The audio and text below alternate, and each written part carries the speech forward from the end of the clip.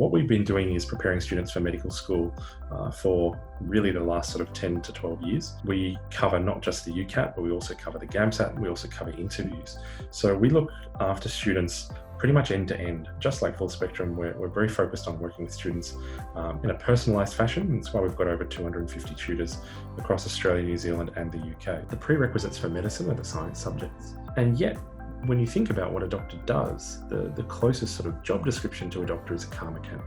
That's because the job of a car mechanic is to diagnose the car, read a bunch of different vital signs, take a bit of a history, have a look at what's going on, really understand the car and then make a diagnosis based on that. So that ability to problem solve and get out the other side is what this aptitude test is really looking at.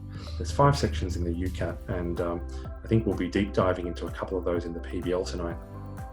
So from my experience, I've sort of created a bit of a timeline, a rough timeline of what your next 2 months should look like.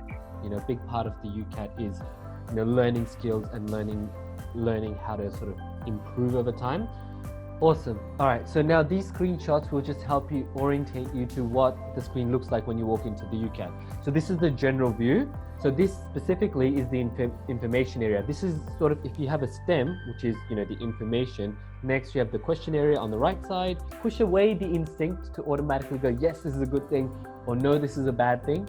Read each option and then think, okay, which option made more sense, provided you didn't know how bad smoking was for you, right? And when you start thinking about it from that perspective, you're much more likely to improve. Just remember that you have the skills.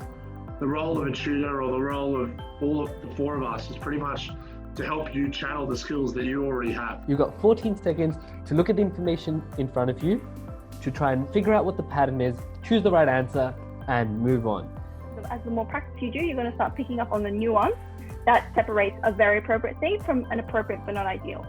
Again, thank you. Hopefully that was 2 hours well spent out of your evenings. So it was great having a chat and getting to teach you, and we might see you around the traps. All right. Thank you, guys. Bye, everyone.